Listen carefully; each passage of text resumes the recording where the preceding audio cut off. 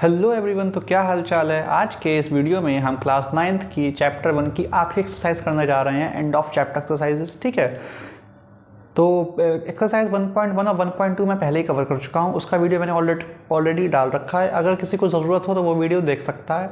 ठीक है, हम ये स्टार्ट करने जा रहे हैं और बाकी बातें हम करेंगे वीडियो के लास्ट में। ठीक है, सीधा चलते हैं क्वेश्चन नंबर 1 पे, फटाफट। ठीक है, पढ़ेंगे। What are the x coordinate and y coordinate of the point of intersection of the two axes? क्या? ठीक है, यहाँ पे हमें ये बोला गया है कि जो हमारी x एक्सिस और y एक्सिस का इंटरसेक्शन जब होगा तो उस इंटरसेक्शन के पॉइंट पे x और y कोऑर्डिनेट्स क्या होंगे। नहीं समझ में आया, कोई बात नहीं, बना के देखते हैं। हमें यहाँ पे ये बताया जा रहा है intersection of the two axis. बस, तो हम पहले दो एक्सिस बनाएंगे। दो एक्सिस होती हैं भाई, एक एक्स एक्सिस एक्स, ठीक है, और ये कौन सी हो गई, वाई एक्सिस। ठीक है, अब जो मेरा वीडियो पहली बार देख रहे हैं उन्हें मैं बता देना चाहता हूँ, इसे बोलते हैं एक्स एक्सिस जो हॉरिजॉन्टल वाली होती है, और इसे बोलते हैं वाई एक्सिस जो वर्टिकल वाली होती है। अब जैसे हॉरिजॉन्टल और वर्टिकल भी नहीं पता वो सुन लो। हॉरिजॉन्टल का मतलब होता है लेटी हुई, ठीक है, और वर्टिकल का मतलब होता है ऐसे ऊपर नीचे खड़ी हुई।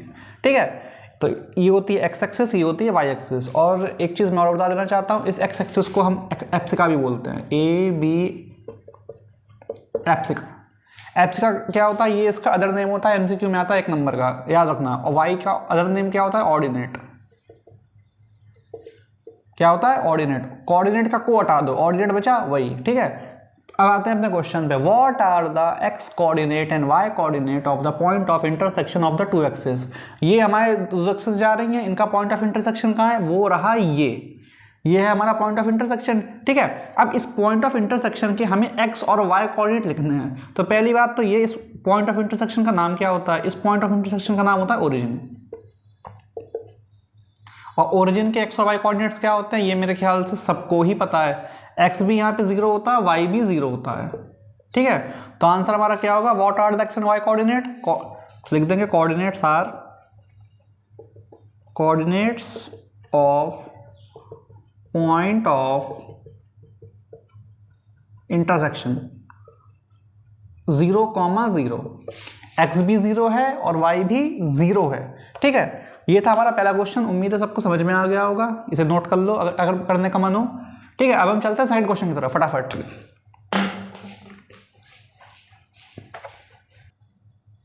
ठीक है, तो स्टार्ट करने जा रहे हैं सेकंड क्वेश्चन, पढ़ेंगे।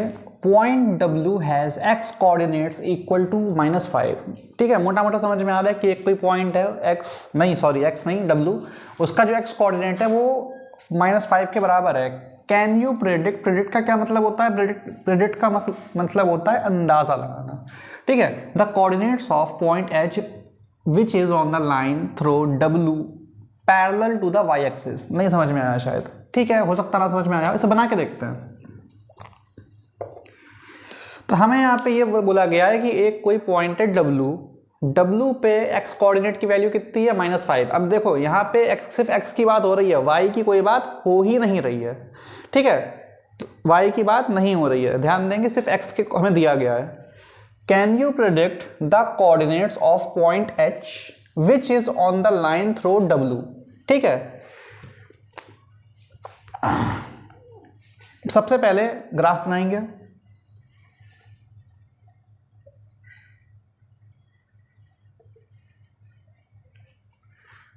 x y। अब हमें यहाँ पे ये बोला गया कि जो पॉइंट W है उसका x कोऑर्डिनेट कितना है, -5। ठीक है, y क्योंकि यहाँ पे हमें नहीं दिया गया है तो y को हम अपने हिसाब से क्या मान लेंगे, 0। ठीक है, तो मार्क करते हैं 1 2 3 4 5 6 7। ठीक है, ये तो कर लिया फॉर्मेलिटी के लिए। अब इधर आ जाओ, -1 -2 -3 -4 -5। तो x कहाँ है, x कोऑर्डिनेट इक्वल टू -5 और यहाँ पे x कितना है, -5। तो जाहिर सी बात है यहाँ पे हमारा कौन सा पॉइंट बनेगा, यहाँ पे आएगा पॉइंट W। वो देखा है डबल धमाल, सॉरी धमाल पिक्चर, वो क्या कहता है, W। पूरी पिक्चर किस पे निकल गई, W। हम भी यहाँ पे क्या ढूंढ रहे हैं, W। ठीक है, तो can you predict the coordinates of point H। अब देखो यहाँ पे मजेदार बात, यहाँ पे एक पॉइंट H है, किसकी बात हो रही है, point H which is on the line, जो किसी एक लाइन पे है। कौन सी लाइन? थ्रो W, मतलब एक ऐसी लाइन जो इस W पॉइंट से बनेगी।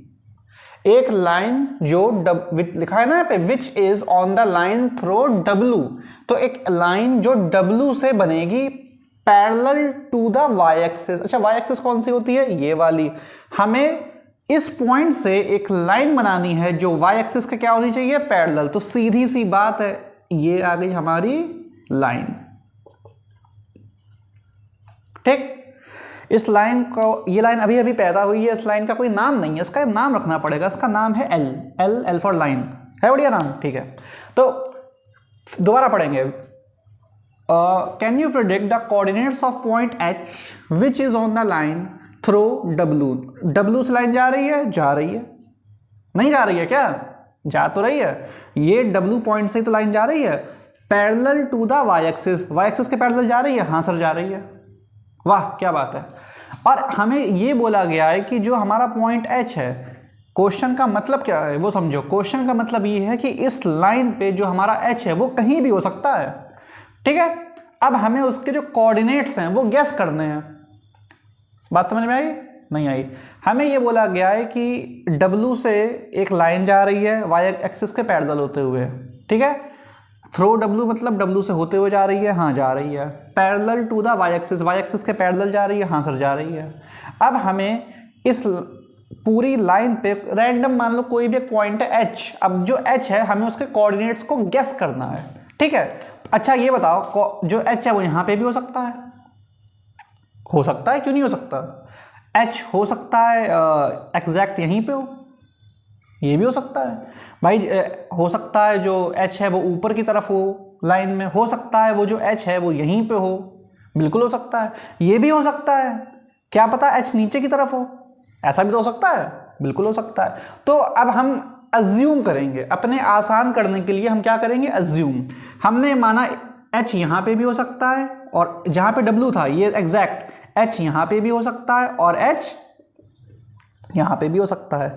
अब सुनो, जब हम ऊपर जाएंगे और जब हम नीचे जाएंगे तो y की वैल्यू ऊपर जाएंगे तो बढ़ेगी, और x की वैल्यू नीचे आएंगे तो और y की वैल्यू नीचे आएंगे तो कम हो जाएगी। लेकिन हम ना राइट में जा रहे हैं ना लेफ्ट में जा रहे हैं, तो चाहे इधर आ जाओ चाहे इधर आ जाओ चाहे इधर आ जाओ, x की वैल्यू हमेशा क्या रहेगी?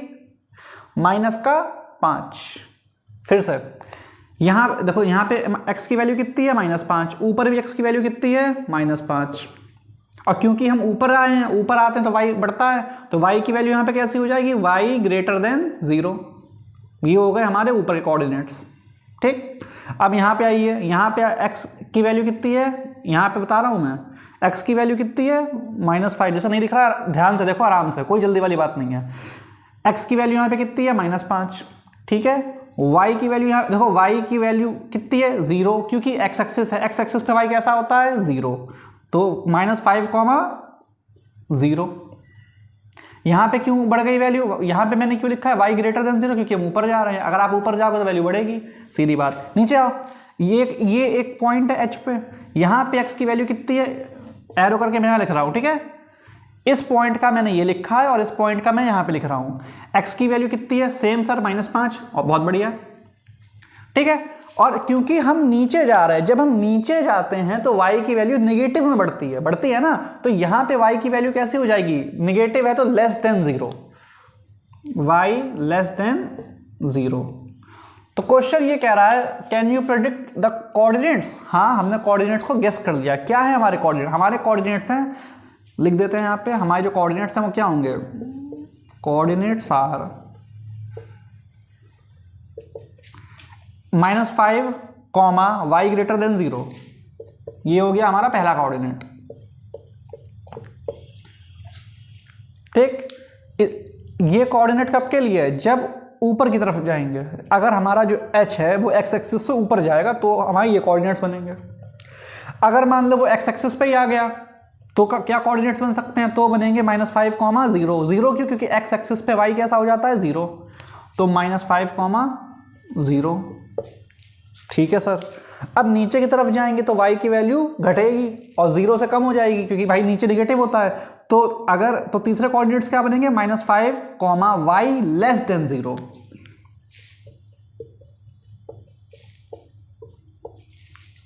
ठीक है, तो ये हो गए हमारे कोऑर्डिनेट्स, यही है हमारा आंसर। एग्जाम थोड़ा अजीब लग रहा है लेकिन हाँ यही आंसर है, एग्जाम में तुम्हें यही लिख के आना है। और एक बात, ये जो क्वेश्चन है, ये एग्जैक्ट क्वेश्चन, ये इंपॉर्टेंट है 3 नंबर में। 3 नंबर में एग्जाम में आराम से ये क्वेश्चन पूछा जा सकता है, इसको इग्नोर मत करना, इसको अच्छे से तैयार कर लेना। इसके आगे मैं लिख देता हूँ इंपॉर्टेंट।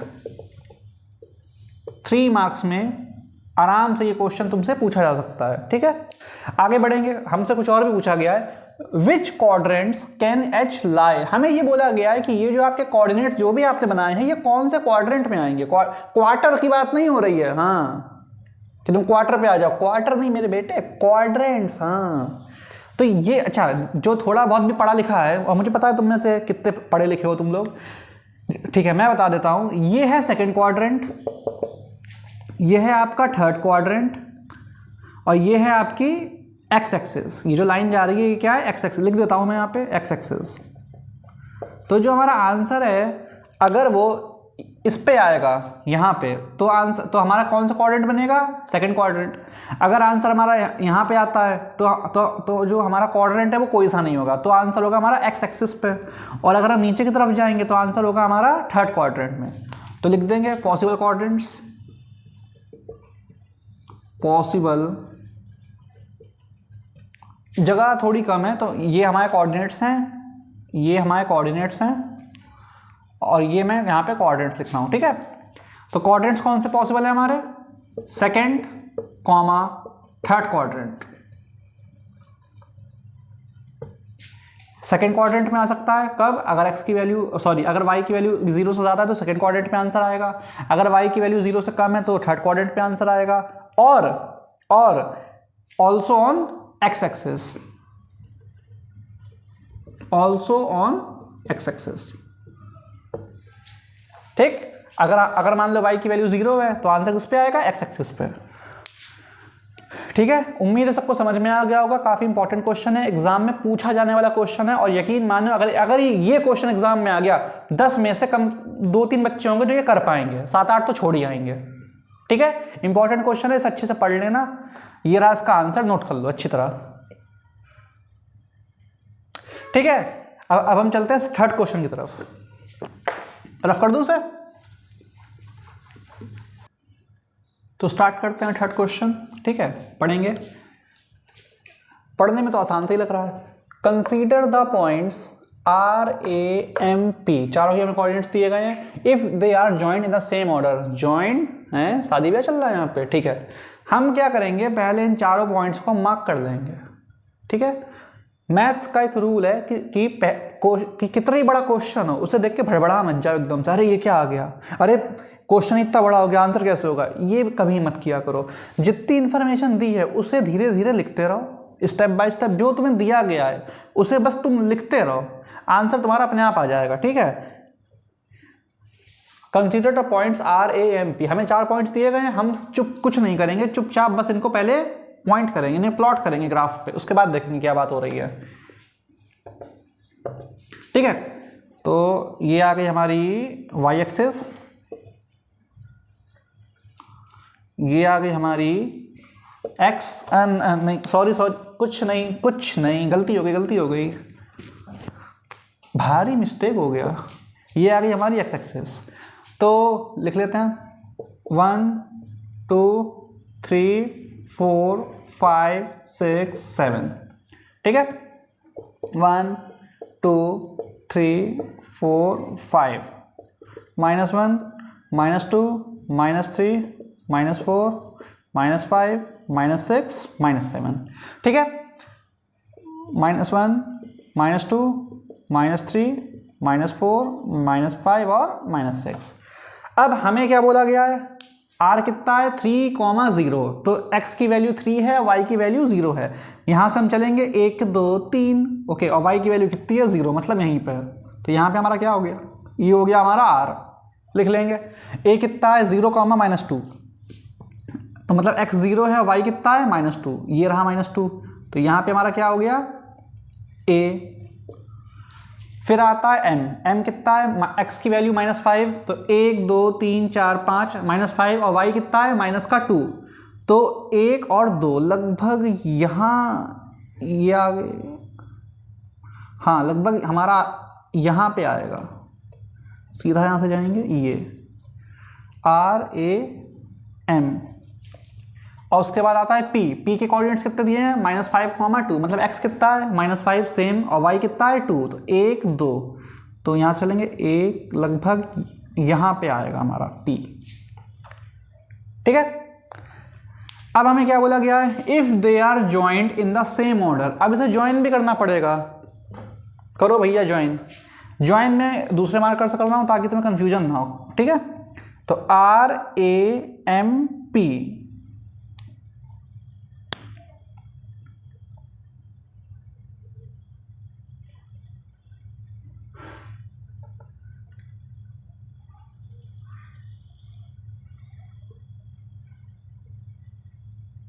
ठीक,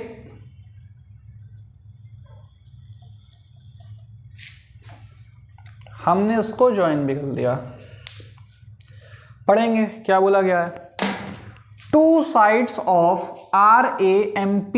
RAMP कहाँ है, RAMP ये जो कोऑर्डिनेटर बना है इसकी की बात हो रही है साहब। ठीक है, हमें दो साइडें बतानी है जो परपेंडिकुलर हैं, परपेंडिकुलर। ठीक है, अब जिसे नहीं पता उसे मैं बता देना चाहता हूं, परपेंडिकुलर का मतलब होता है 90 डिग्री, और परपेंडिकुलर का ये साइन होता है क्या सर, हाँ परपेंडिकुलर का मतलब होता है 90 डिग्री, और परपेंडिकुलर का ये साइन होता है उल्टा टी, उल्टा टी। ठीक है, अब हमें यहाँ पे ये बताना है कि हमें इसकी दो साइडें बतानी है जो परपेंडिकुलर हो आपस में, जो मतलब 90 डिग्री बना रही हो, या और आसान शब्दों में समझो जो एल शेप बना रही हो। भाई 90 डिग्री ऐसे तो होता है। हमें RAMP इस फिगर की हमें दो साइडें बतानी है जो परपेंडिकुलर हो, मतलब एल शेप का बना रही हो। तो देखो एक ये और एक ये और एग्जैक्ट एल शेप बन रही है, 90 डिग्री का एंगल लग रहा है, तो यही हमारा आंसर हो गया। तो हम तो अब पर लिखने का एक तरीका होता है, लिखने का एक तरीका होता है, कैसे लिखेंगे, PM परपेंडिकुलर टू PM, किसके, देखो PM और MA, PM और MA कैसा एंगल बना रहे हैं 90 डिग्री का, बिल्कुल एल शेप बन रही है, तो PM परपेंडिकुलर टू MA, तो ये हो गया हमारा आंसर। जिसे नहीं समझ में आया मैं फिर से बता देता हूँ, क्वेश्चन में हमें 4 पॉइंट्स दिए गए हैं, चारों पॉइंट्स को हमें x और y कोऑर्डिनेट्स दिए गए हैं, हम चारों को ग्राफ पे मार्क कर लेंगे, प्लॉट करेंगे, प्लॉट करने के बाद हमसे ज्वाइन करेंगे, ज्वाइन करने के बाद हमसे पूछा गया है कि हमें दो साइडें बतानी है जो एक दूसरे के परपेंडिकुलर। परपेंडिकुलर का क्या मतलब होता है, परपेंडिकुलर का मतलब होता है 90 डिग्री, परपेंडिकुलर का मतलब होता है 90 डिग्री या L shape, exact L shape, 90 degree का एंगल। ठीक है, तो यहाँ पे हमें दिख रहा है कि ये बिल्कुल एल शेप बन रही है, एकदम 90 डिग्री का एंगल बन रहा है, तो PM परपेंडिकुलर टू MA, ये बिल्कुल एल शेप बन रही है। यहाँ पे मैं मार्क कर देता हूँ 90 डिग्री का एंगल है, तो PM perpendicular to MA, PM perpendicular, ये परपेंडिकुलर का साइन होता है, PM परपेंडिकुलर टू MA, इसका मतलब क्या हुआ कि इन दोनों के बीच का जो एंगल है वो 90 डिग्री है। ठीक है, ये था हमारा फर्स्ट पार्ट, उम्मीद है सबको समझ में आ गया होगा। अब हम चल रहे हैं सेकंड पार्ट की तरफ। ठीक है, इसे रफ कर लेते हैं, तो स्टार्ट करने जा रहे हैं इसका सेकंड पार्ट, पढ़ेंगे one side of RAMP that is parallel to one of the axis. ठीक है, RAMP, अरे यार ये रफ किसने कर दिया, इसे सही करो पहले। हाँ, तो हमें ये बताना है इस फिगर की, हमें एक ऐसी साइड बतानी है जो वन ऑफ द एक्सिस, जो एक ऐसी साइड चाहिए हमें जो या तो x एक्सिस के पैरेलल हो या तो y एक्सिस के पैरेलल हो। तो अगर हम ध्यान से देखेंगे तो जो MA है, जो हमारा MA है, ये हमारा x एक्सिस के पैरेलल आ रहा है। ठीक है, और जो हमारा PM है ये y एक्सिस के पैरेलल आ रहा है, पर हमें ये बोला गया है हमें एक ही साइड का बताना है, वन साइड ऑफ RAMP, हमें मतलब एक ही साइड का बताना है जो किसी भी एक एक्सिस के पैरेलल हो। तो ठीक है, तो हम सिंपली लिख देंगे MA, क्यों, क्योंकि MA किसके पैरेलल है, x एक्सिस के पैरेलल है, तो इसका आंसर क्या हो जाएगा, MA parallel to x axis. जो MA है वो x एक्सिस के पैरेलल है, या इसे हम ऐसे भी लिख सकते हैं, MA is parallel to x axis. ठीक है, बस जो MA है वो हमारे x एक्सिस के पैरेलल आ रही है, तो यही हमारा आंसर हो गया। ठीक है, तो ये हो गया हमारा सेकंड वाला पार्ट। अब चलते हैं इसके थर्ड वाले पार्ट की तरफ, इसे नोट कर लो। तो स्टार्ट करते हैं थर्ड क्वेश्चन। पढ़ेंगे यहाँ पे क्या लिखा है, 2 points that are mirror images of each other in one axis. हमें ऐसे पॉइंट बताने हैं जो एक दूसरे की मिरर इमेज हो। मतलब क्या हुआ इसका मतलब ये हुआ कि जैसे एग्जैक्ट सेम दिखना चाहिए, ऊपर भी और नीचे भी। नहीं आया शायद, कोई बात नहीं, ठीक है। मिरर का मतलब समझ में आ रहा है? मिरर इमेज कैसी होती है कि जैसे तुम हो वैसी इमेज सामने दिखनी चाहिए। या हम ये कह सकते हैं कि तुमने इतना अभी नहीं पढ़ा होगा, तुम ऐसा समझो कि मतलब मिरर से जितनी दूर तुम होते हो उतनी ही दूर इमेज होती है। जैसे जैसे तुम मिरर के पास आते हो वैसे ही वैसे इमेज भी पास आती है, और जैसे जैसे तुम मिरर के दूर जाते हो तो जो इमेज होती है वो भी मिरर से पीछे जाती है। होता है ना ऐसा? ठीक है, वही चीज़ यहाँ पे बोली गई है। हमने मान लिया कि ये जो हमारी एक्स एक्सिस है ये क्या है, ये है हमारा शीशा, और ये क्या है, m, और ये क्या है, p। इस मिरर से बराबर दूरी पे m है, हाँ है, और बराबरी दूरी पे p है, हाँ है, ठीक है। समझना, हमने माना एक्स एक्सिस क्या है, ये हमारा मिरर है।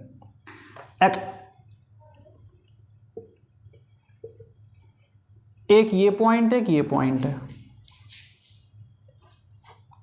एक ये पॉइंट है और एक ये पॉइंट है। तो अगर उसको हम ऐसे पलट देंगे तो एग्जैक्ट कहाँ पे आएगा, इसी के ऊपर। इसी को क्या बोलते हैं, मिरर इमेज, ठीक है। तो जो m है इसके कोऑर्डिनेट्स कितने हैं, -5, -2, और इसके भी कोऑर्डिनेट्स कितने हैं, -5, +2, ठीक है। क्योंकि यहाँ पे x की वैल्यू कैसी है, सेम, -5, और y की वैल्यू भी कैसी है, सेम नहीं है, बस साइन का अंतर है। यहाँ पे y की वैल्यू है -2, यहाँ पे y की वैल्यू क्या है, +2। अगर हम इस कोऑर्डिनेट्स को ऐसे पलट देंगे तो एग्जैक्ट हमारा किसके ऊपर आएगा, इसी के ऊपर आएगा। तो इसीलिए ये दोनों पॉइंट्स क्या हैं, ये हैं एक दूसरे की मिरर इमेज, ठीक है। हमें क्वेश्चन में यही पूछा गया है कि हमें ऐसे 2 पॉइंट्स बताने हैं जो एक दूसरे that are the mirror images of each other. तो ऐसे पॉइंट्स हमारे कौन से हो गए, m और p।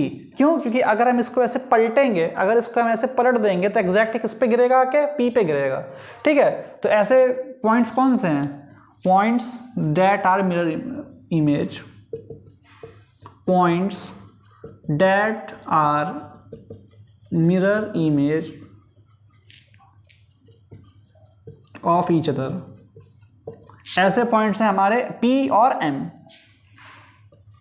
P और M। अरे बाप रे, ये तो यहाँ तो मोदी जी आ गए, ठीक है। और कौन से एक्सिस के पैरेलल है ये जो पॉइंट्स हैं, ये मतलब which axis this will be, ठीक है। 2 points that are mirror images of each other in one axis.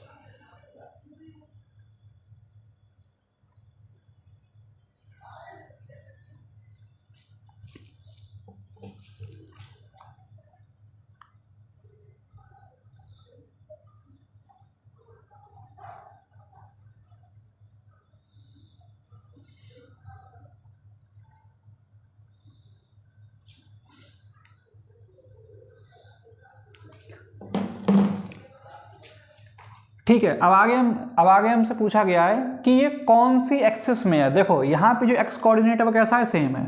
यहाँ पे भी x कितना है, -5, और यहाँ पे भी x कितना है, -5। तो ये जो पॉइंट्स हैं ये मिरर इमेज कौन सी एक्सिस में है, x एक्सिस में। लिख देंगे यहाँ पे, the axis will be x axis. Writing के लिए क्षमा मांगता हूँ मैं, लेकिन समझ में तो आ रही होगी, फटाफट लिख लो उसे, ठीक है। The points that are mirror images of each other, P, M, कौन सी एक्सिस, x बराबर है तो x एक्सिस, ठीक है। इसे नोट करो, रफ कर देता हूं उसे मैं। अब हम चल रहे हैं अगले क्वेश्चन की तरफ। तो अब स्टार्ट करने जा रहे हैं 4th क्वेश्चन। क्या लिखा है, पढ़ेंगे। Plot point Z 5, -6 on the Cartesian plane. Construct a right angle triangle IZN and find the length of 3 sides. अरे यार, ये मार्कर भी कोई बात नहीं, ठीक है। तो हमें यहाँ पे ये बोला गया है कि हमें यहाँ पे एक पॉइंट दिया गया है Z फॉर जेब्रा, ठीक है। जेब्रा कैसा होता है, व्हाइट और ब्लैक। अरे बाप रे, मैंने भी व्हाइट और ब्लैक ही पहन रखा है, कोई बात नहीं। तो हम Z को मार्क करेंगे, कहाँ मार्क करेंगे, कार्टेशियन प्लेन पे, और फिर बनाएंगे राइट एंगल ट्राइंगल। इतना बहुत है यार, पहले इतना कर लेते हैं फिर देखेंगे आगे, ठीक है। जरा बोर्ड को साफ कर देते हैं अच्छे से, ठीक है। देखते हैं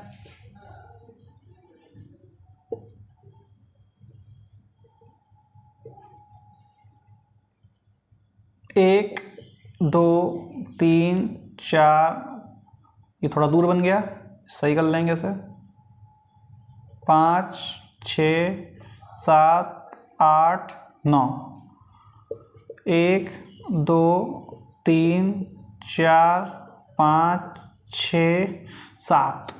ठीक है, अब बनाएंगे वाई एक्सिस। यहाँ लिख लेते हैं, ये एक्स है, ये वाई है।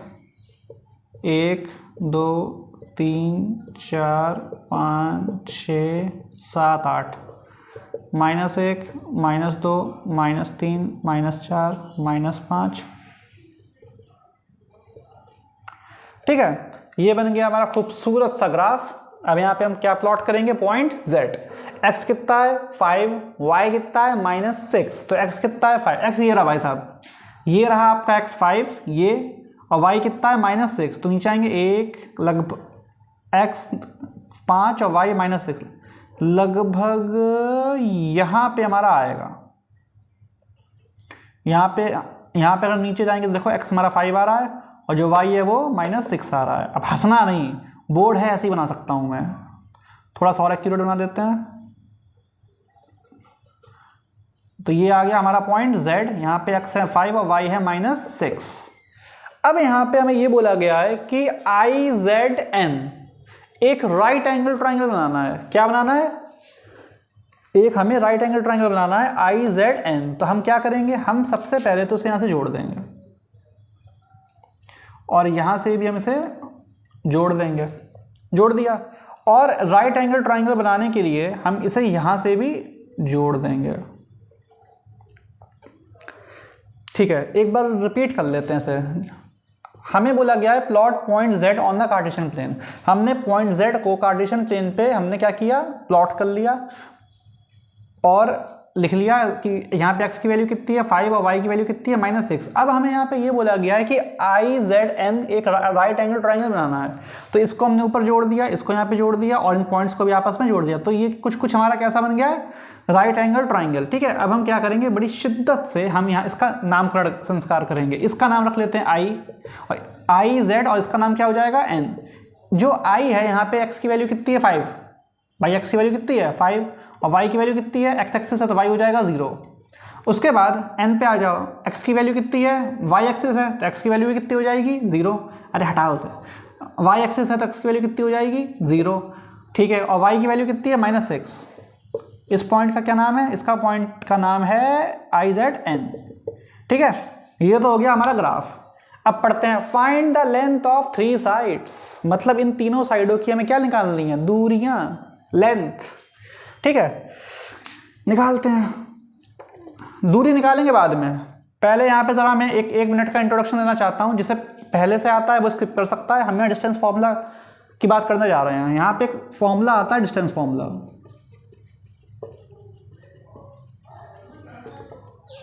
जिसे डिस्टेंस फॉर्मूला के बारे में पता है वो 10-20 सेकंड वीडियो आगे कर ले। ठीक है, और जिसे नहीं पता वो देखें यहाँ पे। तो डिस्टेंस फॉर्मूला क्या होता है, ये एक ऐसा फॉर्मूला होता है जो हमें, distance formula use to find distance between 2 coordinates.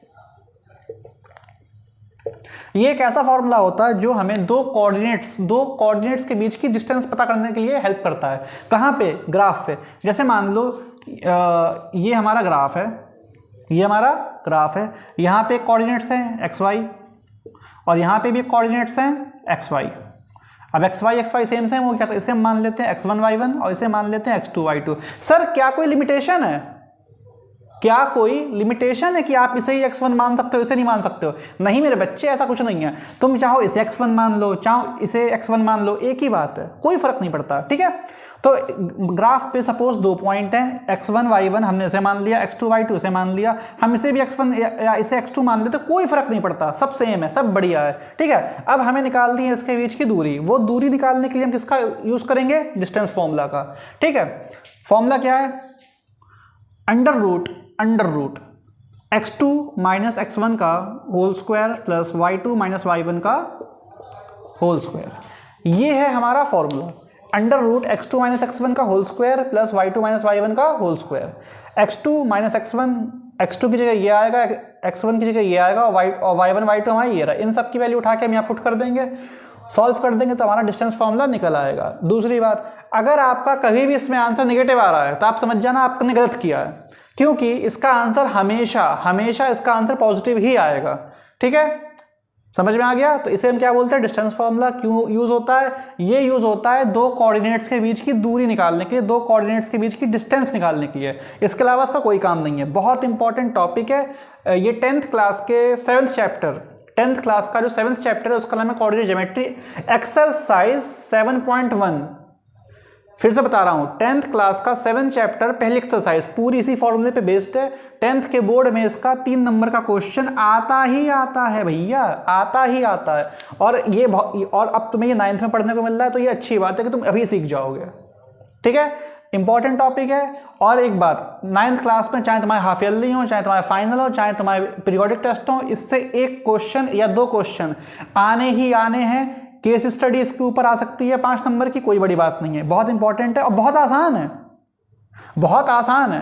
ठीक है, ये देखने में हुआ लग रहा है, अभी जब तुम इसे करोगे 1-2 बार बहुत आसान लगेगा तुम्हें। ठीक है, तो ये इंपॉर्टेंट है, 9th के लिए भी इंपॉर्टेंट है, 10th के लिए भी इंपॉर्टेंट है। इसे हम स्किप नहीं कर सकते, ये पढ़ना बहुत जरूरी है। अगर आपको ये आता है तो आप ये समझ जाइए आपने अपने एग्जाम में 5 से 6 नंबर सीधे कर लिए हैं। अब क्योंकि इतनी सारी बातें हो ही रही हैं तो मैं कुछ और भी बताना चाहता हूं। हटाओ सर, जो डिस्टेंस फॉर्मूला होता है इसके ऊपर हमारे वो भी आते हैं, क्या आते हैं, एमसीक्यू। कैसे एमसीक्यू आते हैं? क्वेश्चन दे देंगे तुम्हें, 1 नंबर का एमसीक्यू तुम्हें दे देंगे, the distance between the points -2, -3 and -3, 2 is, और 4 ऑप्शन दे देंगे। तो ऐसे 1 नंबर का एमसीक्यू भी आता है। किस पे? डिस्टेंस फार्मूला पे 1 नंबर का ऐसे एमसीक्यू भी आ सकता है, और केस स्टडी भी आ सकती है। तो मतलब ये जो टॉपिक है ये इंपॉर्टेंट है, इसे तुम स्किप नहीं कर सकते, ना 9th में ना 10th में। ठीक है, रफ कर देता हूं उसे मैं। Now get back to our question.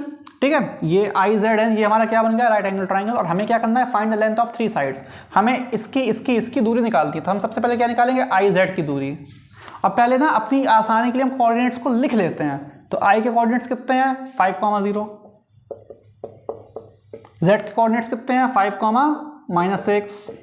और N के कोऑर्डिनेट्स कितने हैं, 0, -6, क्योंकि x 0 y -6 है। ठीक है, अब हम पहले निकालेंगे लेंथ किसकी, पहले हम लेंथ निकालेंगे IZ की, IZ।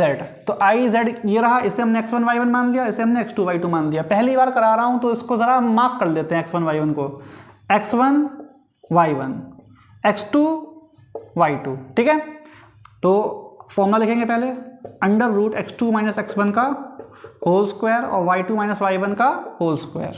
ठीक है, जिससे समझ में ना आए वो वीडियो रिवाइंड करके दोबारा देख लेना, क्योंकि देखो तुम पहली बार कर रहे हो सकता है तुम्हें एक बार में समझ में ना आए, कोई बड़ी बात नहीं है, तुम वीडियो रिवाइंड करके दोबारा देखना से।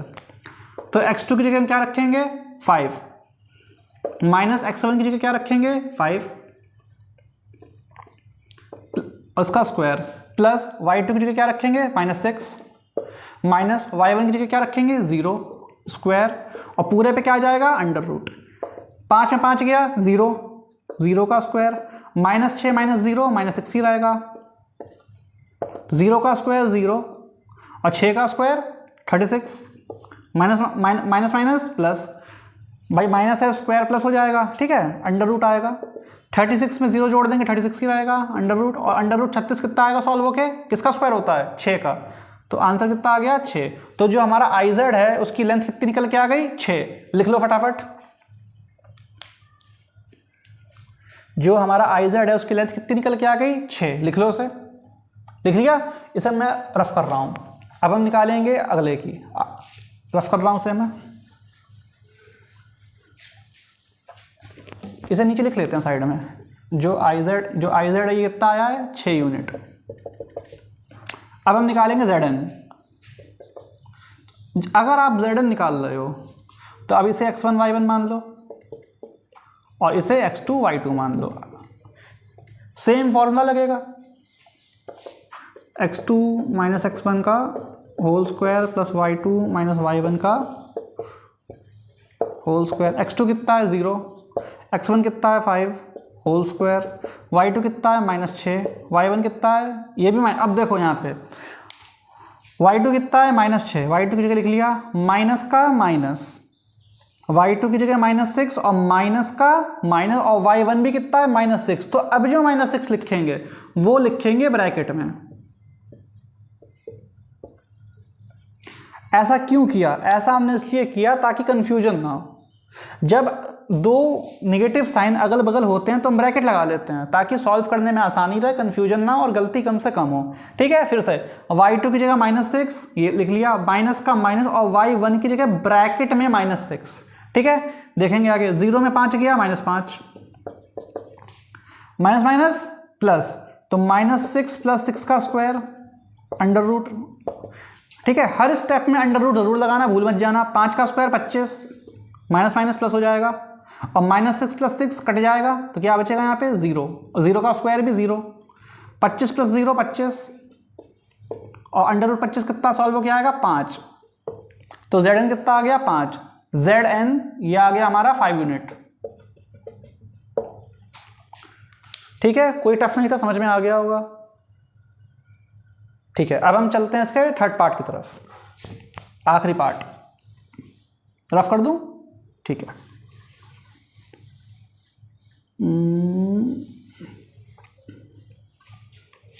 हमने IZ निकाल लिया है, Zn निकाल लिया है, अब हम निकालेंगे I और N, I और N। अब हम I और N के लिए इसे मान लेंगे x1 y1, इसे मान लेंगे x2 y2। देखो जब ये क्वेश्चन एग्जाम में आएगा तुम अपनी सहूलियत के लिए x1 y1 और x2 y2 लिख लेना ताकि तुमसे बिल्कुल भी इतनी सी भी गलती ना हो जाए। निकालेंगे in, सबसे पहले फॉर्मूला लिखेंगे क्योंकि तुम तो जानते हो ये मैथ्स और मुजरा दोनों का पेपर होता है, स्टेप्स के भी नंबर होते हैं तो हमें स्टेप्स लिखने पड़ेंगे। और तुमने मीम देखा है कि बेटा मैथ्स का पेपर है, मुजरे का नहीं, जो स्टेप्स के नंबर मिलेंगे। भाई मुजरे का भी पेपर है, आप स्टेप्स लिखो, स्टेप्स नहीं लिखोगे तो नंबर काट लेगा टीचर। ठीक है, स्टेप्स नहीं लिखोगे तो स्कूल में टीचर नंबर काट लेगा, फिर हम उससे क्या बहस करेंगे जाके सबके सामने। इससे अच्छा स्टेप्स लिखो, अपना काम ठीक से करो।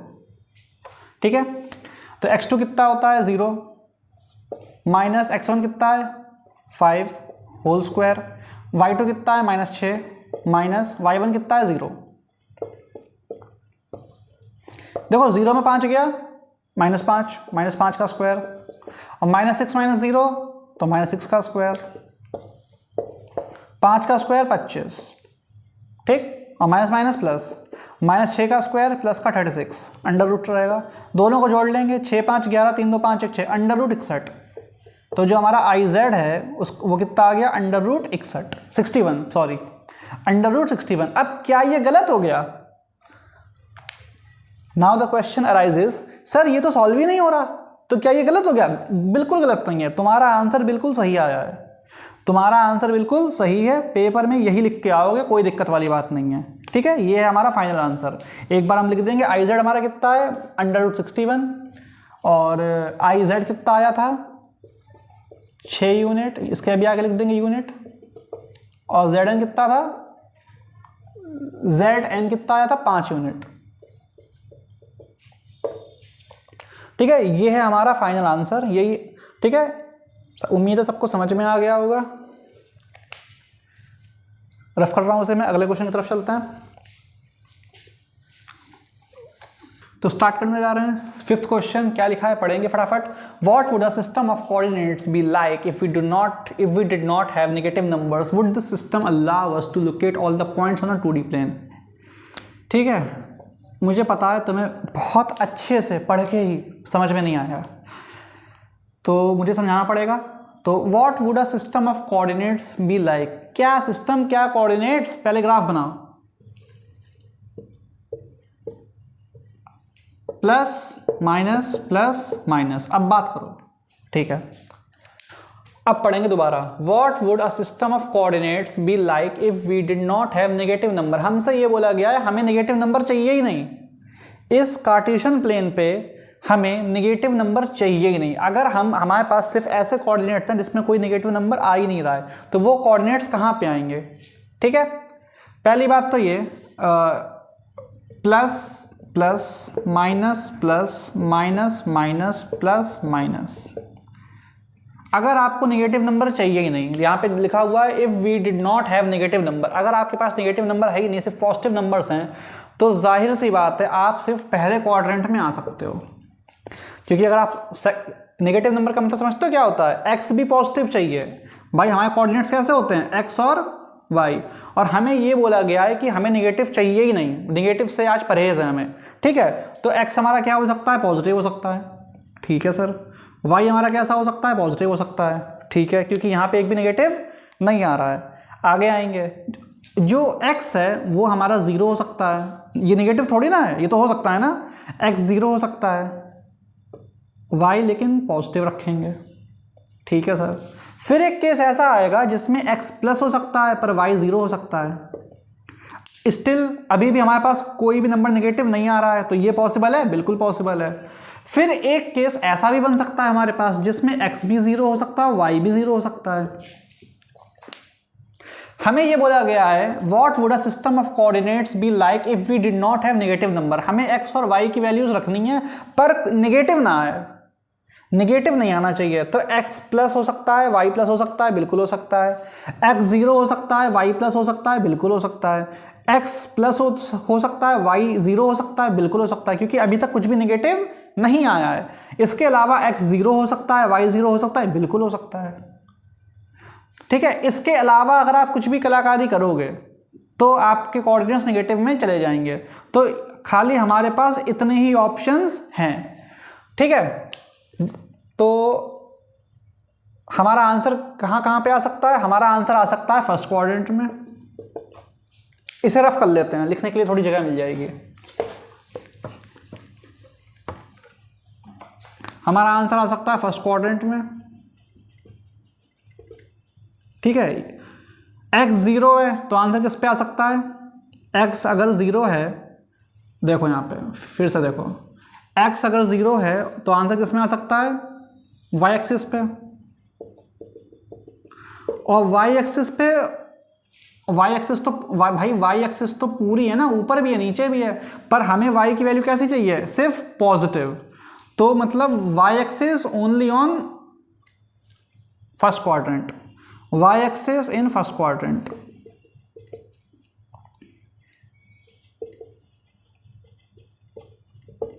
फिर से x की वैल्यू कितनी है, 0, तो आंसर क्या हो जाएगा, y एक्सिस। लेकिन y कैसा चाहिए, प्लस। y प्लस कहाँ होता है, ऊपर, भाई y तो ऊपर ही प्लस है ना, तो खाली इतने में आ सकता है y एक्सिस, लेकिन सिर्फ फर्स्ट क्वाड्रेंट में, ठीक है, नीचे की तरफ नहीं होना चाहिए। अब यहां पे आएंगे, y की वैल्यू कितनी है, 0, y की वैल्यू 0 है तो आंसर क्या हो जाएगा, x एक्सिस। लेकिन कहां पे, x कैसा चाहिए हमें, पॉजिटिव, तो x पॉजिटिव कहां पे होता है, यहां पे, तो x एक्सिस लेकिन इन फर्स्ट क्वाड्रेंट। या हम ऐसे भी लिख सकते हैं कि x axis on the right side, y axis on the up side, और हम ऐसे भी लिख सकते हैं, दोनों तरीके से लिख सकते हैं, कुछ गलत नहीं है, ठीक है। अगला क्या आता है, x भी 0 है, y भी 0 है, तो सीधी सी बात है, इसका आंसर क्या हो जाएगा, ओरिजिन। तो मतलब सिर्फ ये पॉसिबल लोकेशंस हैं जहां पे हम कोऑर्डिनेट्स को प्लॉट कर सकते हैं अगर हमारे पास नेगेटिव नंबर नहीं है। First quadrant, x axis, y axis और ओरिजिन। ओरिजिन कहाँ है, ओरिजिन यहाँ पे आता है, ठीक है। आगे पढ़ेंगे, would this system allow us to locate all the points. क्या इस सिस्टम से हम सारे पॉइंट्स को मार्क कर सकते हैं, बिल्कुल नहीं। क्यों कर सकते हैं, अगर मान लो हमें कोई पॉइंट ऐसा दे दिया गया 2,-3, 2,-3 प्लस माइनस, तो ये तो आएगा हमारा फोर्थ क्वाड्रेंट में। पर इस सिस्टम के हिसाब से हम फोर्थ क्वाड्रेंट में कहां लिख सकते हैं, तो आंसर हमारा क्या हो जाएगा, नो। तो हम लिख देंगे no, this system does not allow. ये मैंने एग्जांपल देने के लिए लिखा था, टीप मत लेना, हटाओ सर।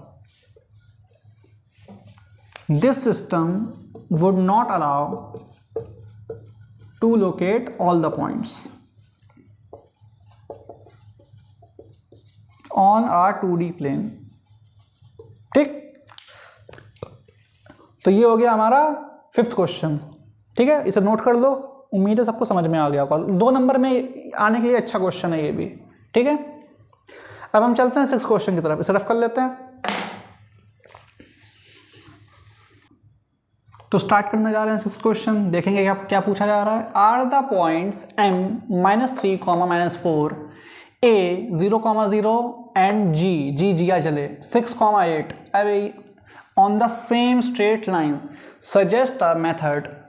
सही कर लेते हैं, हाँ आप सही है। Suggest the method to check this without plotting and joining the points. हमें यहाँ पे 3 पॉइंट्स दिए गए हैं। 3 पॉइंट्स कौन से हैं? m a g। हमें ये बोला गया कि क्या ये सेम स्ट्रेट लाइन पे आ रहे हैं या नहीं आ रहे हैं, और हमें ये करना है बिना प्लॉट किए। अब सुनो मेरी बात, अगर ऐसा क्वेश्चन तुम्हारे एग्जाम में आता है और यहाँ पे तो लिखा हुआ है चलो बिना प्लॉट किए करो, अगर नहीं भी लिख के आएगा तो तुम प्लॉट नहीं करने लगोगे। अगर ये नहीं भी लिख के आएगा तो तुम्हें प्लॉट नहीं करना है, वो बेवकूफ़ी है। इसका एक अलग तरीका है। और एक बात, ये बहुत इंपॉर्टेंट क्वेश्चन है, यहाँ पे मैं लिख रहा हूँ 3 मार्क्स 3 mm।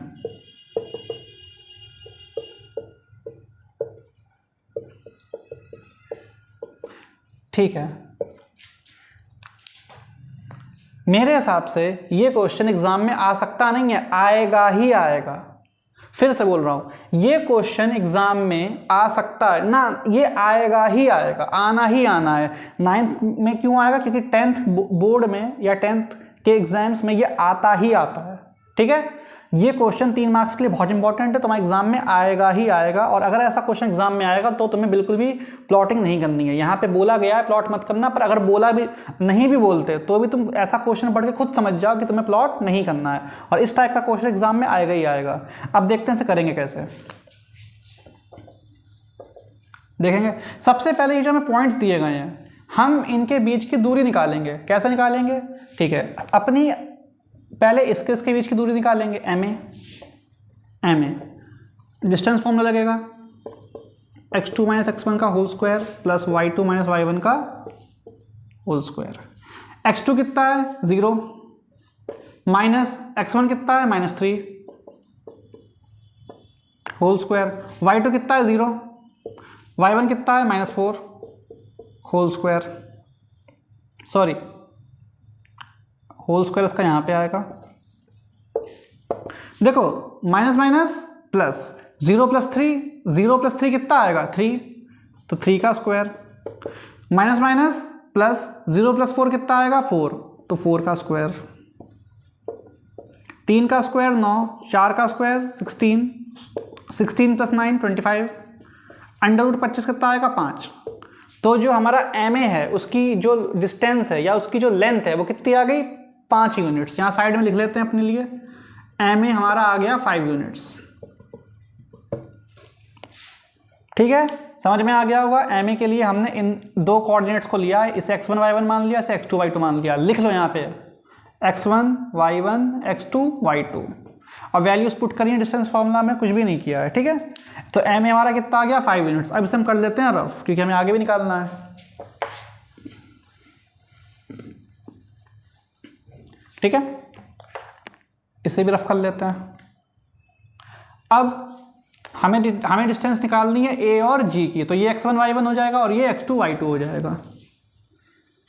ए जी ओ जी, लो जी सुनो जी, याद आया?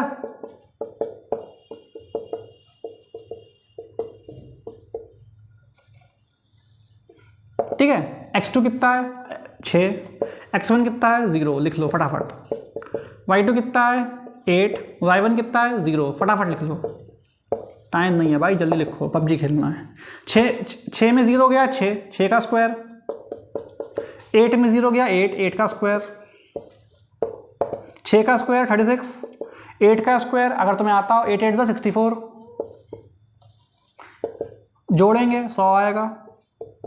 अंडर रूट 100 सॉल्व करके कितना आएगा? 10 यूनिट्स। तो हमारा जो ए जी है, ए जी, वो कितना आ गया? 10 यूनिट्स। ठीक, ए जी हमारा कितना आ गया? 10 यूनिट्स। इस बार हमने इसे x1 y1 रखा था और इसे x2 y2 रखा था। x और डिस्टेंस फॉर्मूला में बस वैल्यूज पुट करी है, सॉल्व किया है, तो हमारा आंसर आ गया 10। तो ए जी की जो हमारी डिस्टेंस है वो कितनी आ गई? 10 यूनिट्स। मतलब इसके और इसके बीच में दूरी कितनी है? 10 यूनिट्स। ठीक है, इसे हम रफ कर लेते हैं।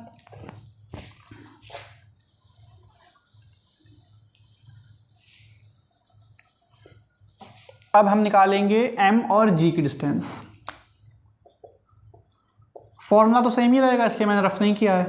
अब m और g के लिए ये हो जाएगा हमारा x1 y1 और ये हो जाएगा हमारा x2 y2। जिसे लग रहा है कि पहले वाले x1 y1 लिया जाता है, ऐसा कुछ नहीं है। तुम बाद वाला इसे x1 y1 ले लो, इसे x2 y2 ले लो, तो भी तुम्हारा आंसर सेम ही आएगा। ठीक है, x2 कितना है मैंने माना 6 माइनस x1 कितना हो जाएगा -3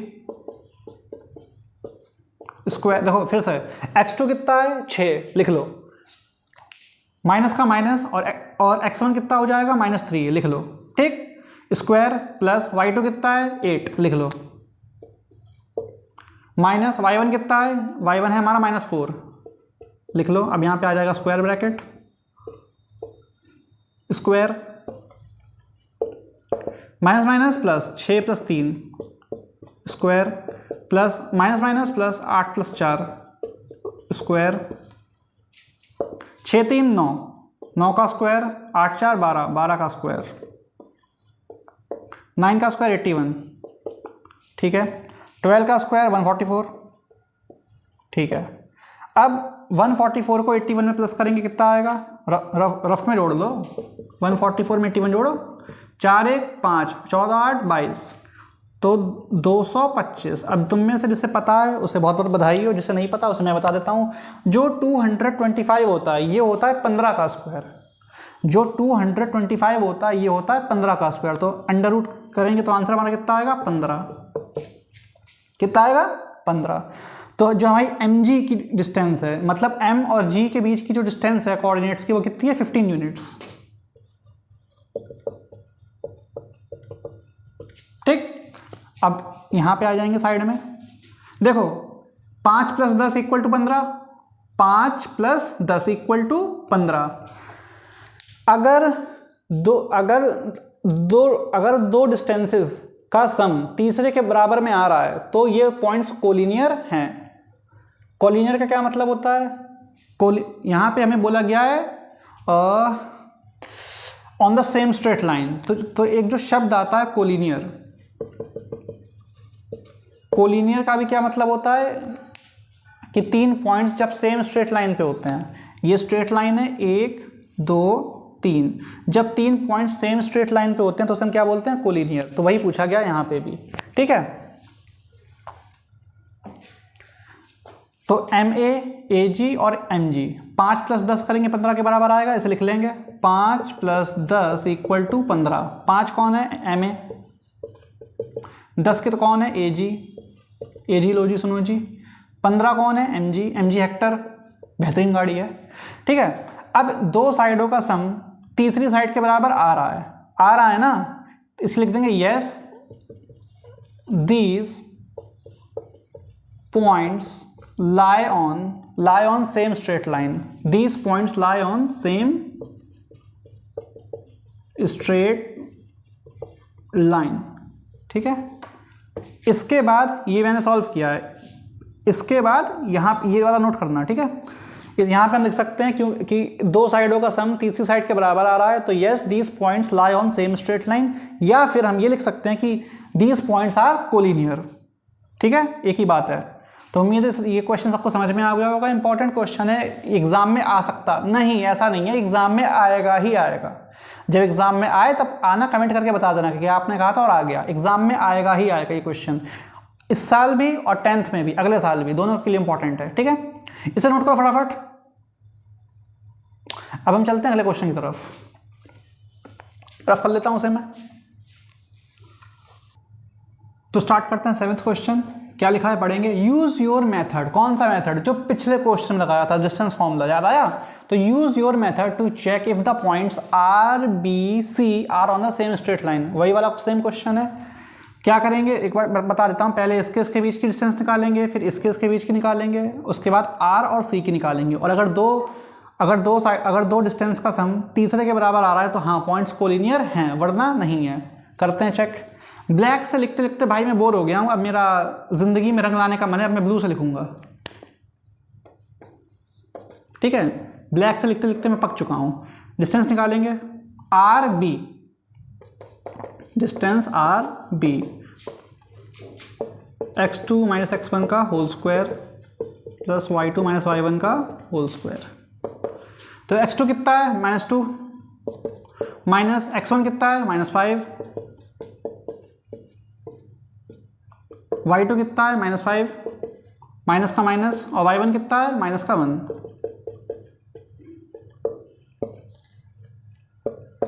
माइनस माइनस प्लस, तो -2 प्लस 5 का स्क्वायर -5 माइनस माइनस प्लस 1 का square.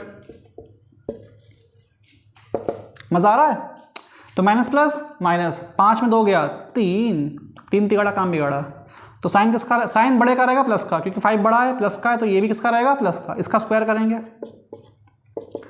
Minus minus plus minus, 5 में 1 गया 4, साइन किसका बड़े का माइनस का लिख लिया स्क्वायर। 3 का स्क्वायर 9 प्लस का प्लस, 4 का स्क्वायर 16 माइनस का है, तो स्क्वायर किसका हो जाएगा प्लस का। यहीं पे लिख लेते हैं। तो 16 में 9 जोड़ेंगे कितना आएगा 25, और 25 किसका स्क्वायर होता है 5 का, तो √25 कितना हो जाएगा 5 यूनिट्स। ठीक है, तो जो हमारी डिस्टेंस है RB वो कितनी आ गई 5 यूनिट्स। हम साइड पे लिख लेते हैं पिछले क्वेश्चन की तरह। ठीक है, इतना सबको समझ में आया। अभी हमने R और B इसके बीच में डिस्टेंस फॉर्मूला लगाया है और इन दो कोऑर्डिनेट्स के बीच की दूरी निकाल ली है। दूरी कितनी आ रही है 5 यूनिट्स, लिख लिया हमने साइड में। अब हम निकालेंगे B और C के बीच का। बहुत आसान है, कुछ भी कठिन नहीं है, सब कुछ बहुत आसान है, सब समझ में आ जाएगा। B और C, B C को हमने लिख लिया C B, एक ही बात है, चाहे तुम B और C लिखो चाहे C और B लिखो। ठीक है, अब इसे हमने मान लिया x1 y1 और इसे हमने मान लिया x2 और y2। फॉर्मूले में वैल्यूज पुट करेंगे। x2 कितना है -12 माइनस x1 कितना है -2। ओह सॉरी,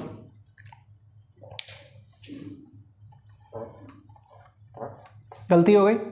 जो हमारा x2 है वो है हमारा 4 माइनस x1 कितना है -2। जो y2 है ये रहा y2, ये है -12 और y1 कितना है -5।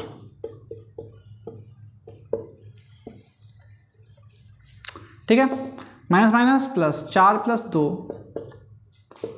और माइनस माइनस प्लस, तो फिर से बता देता हूँ। x2 कितना है, x2 है हमारा 4 लिख लिया, माइनस का माइनस, x1 की जगह हमने क्या लिख लिया -2 ब्रैकेट में स्क्वायर प्लस y2 की जगह हमारा क्या आ गया -12 माइनस का माइनस, और y1 की जगह क्या आ गया -5। ठीक है, माइनस माइनस प्लस 4 + 2 ये आ गया, प्लस का प्लस, -12 का -12 और माइनस माइनस प्लस 5 का 5 स्क्वायर का स्क्वायर, रूट का रूट। ठीक है, स्टेप बाय स्टेप चल रहा हूँ, इससे बेसिक नहीं हो सकता। 4 + 2 6 का स्क्वायर, माइनस प्लस माइनस, 12 में 5 गया 7, साइन किसका बड़े का माइनस का,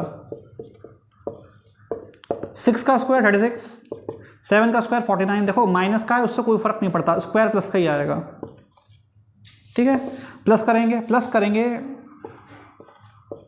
√85। कितना आंसर आया √85। तो जो हमारी CB या जो BC डिस्टेंस है वो कितनी आएगी √85। ठीक है, अब हम डिस्टेंस निकालने जा रहे हैं। RB और BC का निकाल चुके हैं, अब हम निकालेंगे R और C के बीच में। ठीक है, देखते हैं।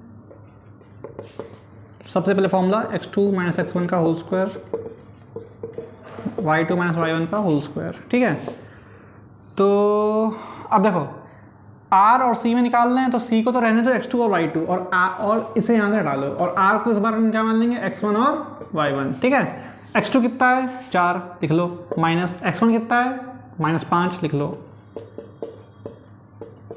y2 कितना है, y2 है भाई -12 लिख लो, माइनस y1 कितना है -1 लिख लो,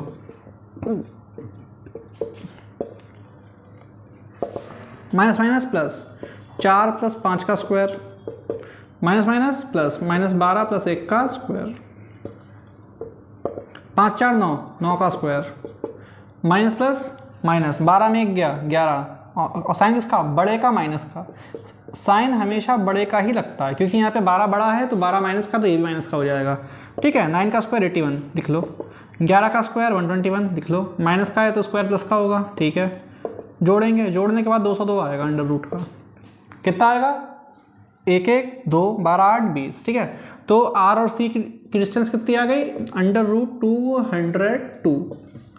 अब यहाँ पे देखेंगे 5 प्लस अंडर रूट 85, इस 5 प्लस अंडर रूट 85, इसके बाद ये लिखना है। ठीक है, इसके बाद ये लिखना, तो 5 प्लस अंडर रूट 85 आप करोगे तो 202 आपका क्या आएगा, बिल्कुल नहीं आएगा,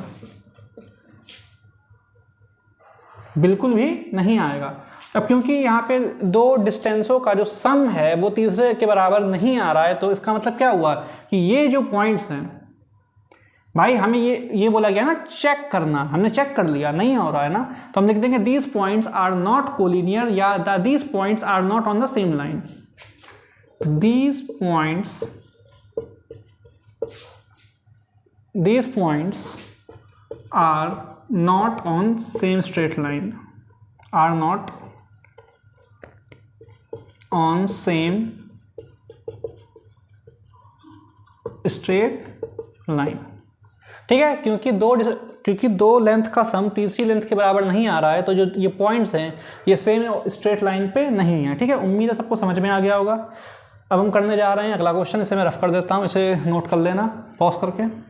ठीक है, रफ कर रहा हूँ इसे मैं। तो ठीक है, स्टार्ट करने जा रहे हैं हम लोग अपना लास्ट क्वेश्चन। देखते हैं क्या लिखा है। Using the origin as one vertex plot the vertices of a right angle isosceles triangle. क्या मतलब हुआ इसका, फटाफट देख लेते हैं। तो यूजिंग द ओरिजिन, सबसे पहले हमें बनाना पड़ेगा ग्राफ, सबसे पहले हमें बनाना पड़ेगा एक ग्राफ।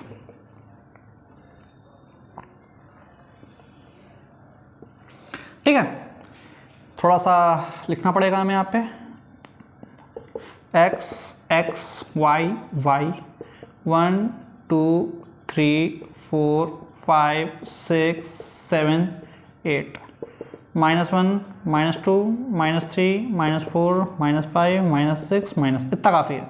1 2 3 4 5 6 -1 -2 -3 -4 -5 -6। ठीक है, अब बात को समझो फटाफट।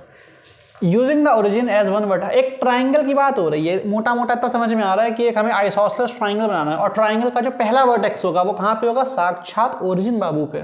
तो यहाँ पे हमारा क्या होगा, पहला वर्टेक्स ये। और हमें ट्राइंगल बनाना कैसा है, एक तो राइट एंगल्ड और ऊपर से आइसोसेलेस। महंगाई देख रहा है कितनी बढ़ गई है भाई साहब, एक ही क्वेश्चन में राइट एंगल भी चाहिए आइसोसेलेस भी चाहिए। महंगाई देख रहा है कितनी बढ़ गई है। चलो, तो राइट एंगल आइसोसेलेस ट्राइंगल कैसा होता है, कुछ ऐसा होता है। ये चाहिए पहले 90 डिग्री और ये साइड इसके बराबर। तो मतलब अगर सपोज ये 4 यूनिट्स है तो ये भी कितना होगा, 4, तभी तो बराबर होगा, तभी तो आइसोसेलेस बनेगा। ठीक है, तो यहाँ से देखेंगे 1 2 3 4 4 यूनिट, और ऊपर जाएंगे 1 2 3 4, और इसको हम क्या कर लेंगे, इसको हम कर लेंगे, अरे यार टेढ़ी बन गई लाइन, क्या हो गया ये। ठीक है, समझ में आ रहा है। तो x और y और x एक्सिस कितने पे इंटरसेक्ट करती है, 90 डिग्री। तो ये कितना हो गया, 90 डिग्री। और ये भी, और ये कितना है, 4 यूनिट, और ये भी कितना है, 4 यूनिट। क्योंकि ये 90 डिग्री है, राइट एंगल बन रहा है, और ये साइड इस साइड के बराबर है, और दो साइड बराबर हैं तो क्या बनेगा, आइसोसेलेस। ठीक है, तो ये हमारा बन गया राइट एंगल आइसोसेलेस ट्राइंगल। ठीक है, और राइट एंगल आइसोसेलेस ट्राइंगल चाहिए, बन गया, जिसका एक वर्टेक्स कहाँ पे होना चाहिए, ओरिजिन पे। ओरिजिन पे आ रहा है, तो ये हो गया हमारा आंसर नंबर फर्स्ट। और हमें लिखना क्या है, हमें इसके वर्टिसेस को प्लॉट द वर्टिसेस, हमें इसके वर्टिसेस को प्लॉट करना है। तो प्लॉट तो हमने कर दिया है, पर हम इसके वर्टिसेस को लिख भी देते हैं ताकि जो आंसर है हमारा और क्लियर हो जाए। ठीक है, अगर एग्जाम में भी आएगा तो आपको बोला तो गया है प्लॉट करने के लिए, आप प्लॉट कर दीजिए, लेकिन मेरे हिसाब से प्लॉट के अलावा इसे लिख भी देते हैं तो ज़्यादा क्लियर रहेगा हमारे लिए। Coordinates of right angle isosceles triangle isosceles triangle 0,0, पहला ओरिजिन 0,0, दूसरा क्या होगा, x की वैल्यू 4, y की वैल्यू 0, तो 4,0, और ये क्या है, x0 y4 0,4, ये हो गया हमारा आंसर। ठीक है, भयानक गर्मी है। ठीक है, ये हो गया हमारा 8th का पहला पार्ट। मुझे उम्मीद है सबको समझ में आ गया होगा। ये है right angle isosceles triangle 90 degree है, और ये 4 है, ये भी 4 यूनिट है, ये भी 4 यूनिट है, तो इसी हिसाब से क्या हो गया, आइसोसेलेस हमारा ट्राइंगल बन चुका है। पहला पार्ट हमने कर लिया है, इसे नोट कर लो, इसे नोट मत करना, ये मैंने समझाने के लिए बनाया था खाली। ठीक है, ये हो गया हमारा पहला पार्ट, इसे नोट कर लो, रफ कर दूँ। ठीक है, अब हम करेंगे इसका सेकेंड पार्ट।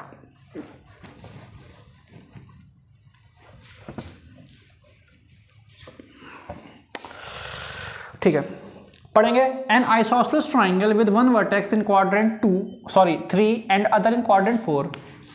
वही पुरानी कहानी, पहले ग्राफ खींचना पड़ेगा। आधी जिंदगी तो ग्राफ में निकली जा रही है। ठीक है, ये हमारा प्यारा सा ओरिजिन है। 1 2 3 4 5 6 7 8 9, -1 -2 -3 -4 -5 -6 -7 -8, 1 2 3 4 5 6 7 8, -1 -2 -3 -4 -5 -6 -7 -8 -9। ठीक है, यहाँ पे लिख लेते हैं x। अबे नहीं यार, ये नहीं, चोचला ही हो जाता है बार बार, ये y x y। ठीक है, अब सुनो आगे। एन आइसोसेलेस, हमें आइसोसेलेस ट्राइंगल चाहिए बाबूजी। आइसोसेलेस ट्राइंगल क्या होता है, वही जिसके दो साइडें बराबर हों, और उसका एक कुन्ना कहाँ चाहिए, साक्षात ओरिजिन में, जैसा हमें मेन क्वेश्चन में दिया हुआ है। तो पहला वर्टेक्स कहाँ पे होगा, ओरिजिन मार्क कर लेते हैं, ये रहा पहला वर्टेक्स, यहाँ पे लिख लेते हैं 0,0।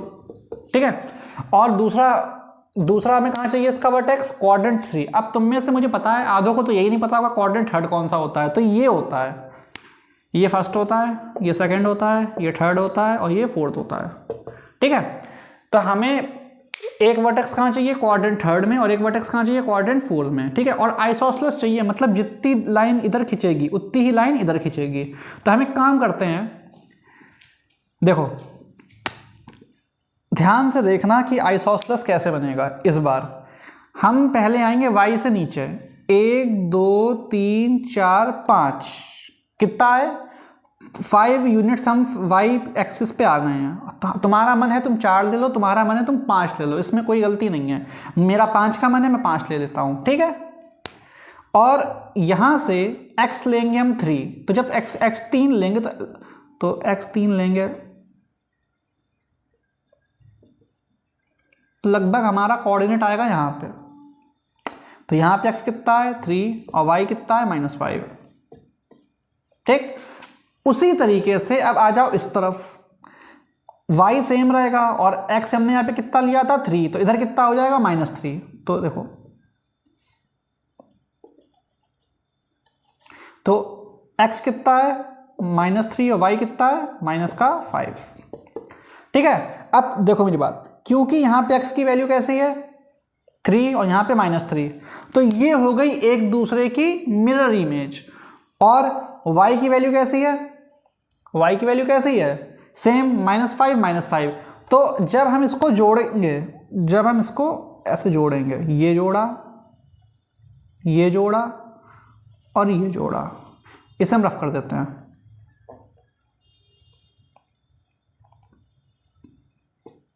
जोड़ लिया, 3 -5 -3 -5, y की वैल्यू सेम है, और जो x की वैल्यू है वो कैसी है, वो सिमेट्रिकल है। तो ये दूरी और ये दूरी कैसी आएगी, एग्जैक्ट सेम। जिसको डाउट है वो डिस्टेंस फॉर्मूला लगा सकता है। अगर तुम में से किसी को डाउट है कि नहीं भैया आप गलत कह रहे हो, ये दूरी सेम है, प्रूफ करके दिखाओ, तो भाई तुम एक काम करो, इसमें डिस्टेंस फॉर्मूला लगा लो, और इन दोनों में डिस्टेंस फॉर्मूला लगा लो, सॉल्व होकर बराबर ही आएगा। ठीक है, ठीक है, तो ये दूरी कैसी है, सेम। अब क्योंकि इसका नाम रख लेते हैं A B C, A B और ए सी कैसे हैं, बराबर, तो इस हिसाब से ये ट्रायंगल कैसा हो गया, आइसोसेलेस, जो पूछा गया था। दूसरी बात, इसका एक वर्टेक्स कहाँ आना चाहिए, क्वाड्रेंट थर्ड में। ये देखो माइनस माइनस क्वाड्रेंट थर्ड में आ रहा है, आ रहा है, तो हमारी ये कंडीशन पूरी हो गई। इसके बाद एक अदर जो इसका वर्टेक्स है, वर्टेक्स का मतलब क्या होता है, वर्टेक्स का मतलब होता है कोना,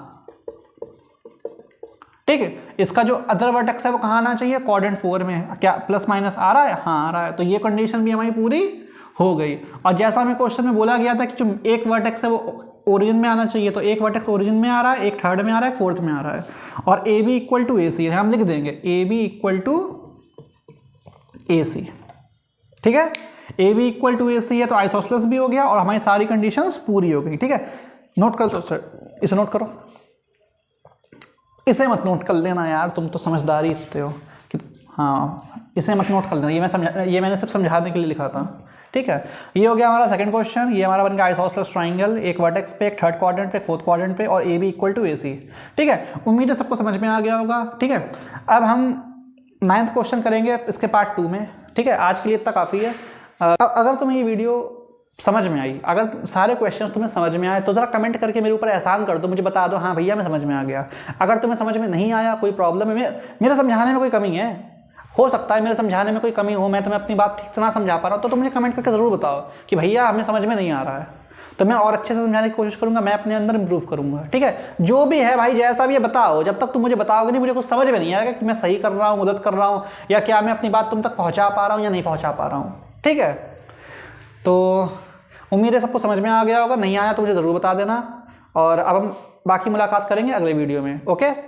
तब तक के लिए बाय बाय। हाँ, अगर तुम्हें समझ में आया तो भाई लाइक ज़रूर कर देना, ठीक है। बस बाय।